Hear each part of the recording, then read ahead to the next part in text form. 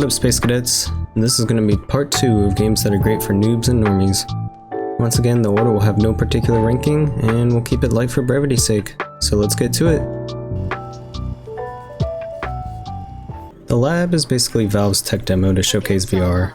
It's pretty similar to Job Simulator in a sense, that it has a lot of little missions that serve as playgrounds, but most are far more limited than Job Simulator. The rooms vary, like some are just photogrammetry with a little robo-dog that you can play with.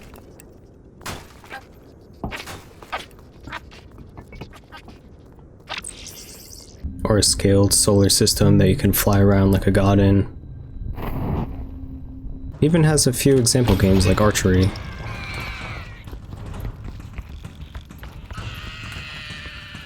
Or this asteroids game, but in full degrees of freedom.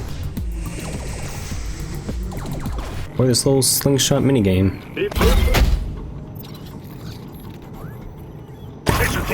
And there's even a few other things to do. It's all contained in your play space for the most part, with a few parts that get around by teleport locomotion, so it's pretty beginner friendly. Space Pirate Trainer is probably my favorite wave shooter in VR still. I know there's a lot of other ones with like RPG upgrades and other mechanics tacked on. And maybe it's the nostalgia of it being one of the first VR games I ever played, but Space Pirate Trainer still holds up as a great arcade shooter, simply because it's not overdone. I find that it's great for a party when demoing with multiple people, because if you play the 3 life mode, someone gives their turn until they die, and then you just round robin till the next person. A lot of people comment that they love it because it requires so much more out of your body than a regular arcade game. And then you get the added bonus of being able to top each other's scores and get competitive about it. It's also got a killer soundtrack in my opinion. The only caveat I'd give for this game is that while noobs can enjoy it and it's pretty good for an icebreaker, it might be a little more geared towards advanced players, or at least the people who had like video game experience before tended to do better and find more enjoyment than the ones who didn't. It's still an overall great game for anybody. The Blue is a simple game. In fact, it's not much of a game at all and more of just a VR experience. It's kind of like a nature documentary that you can be inside yourself, you animal you. And there's 3 encounters.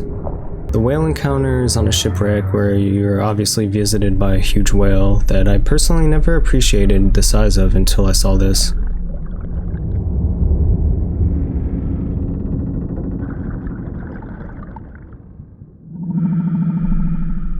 Then there's the luminous abyss, which is at the bottom of the ocean where all the scary things live. Luckily, jellyfish come up to light the darkness later on. And then there's the reef migration. We can experience the migration of 1,000,000 billion jellyfish. I like this one for people who may struggle with even moving in a play space. Like for example, it was great for my elderly father who used to be a scuba diver. It's something that he could still appreciate.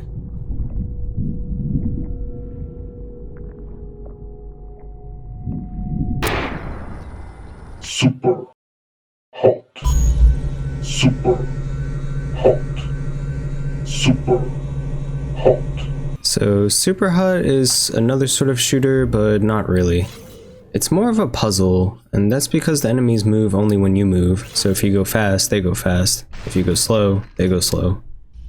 This leads you to being able to go into Matrix bullet time mode if you really take your time. And then you'll see how the levels play out as puzzles, because it becomes a game of grabbing things at the right time and killing enemies in a certain order to progress. It's highly stylized, and leaning back like you're Neo dodging a bullet is one of the coolest things I've gotten to feel that I otherwise wouldn't have if it weren't for VR. Greetings, human. Choose your weapon. So Holoball I haven't really played since I had my HTC Vive.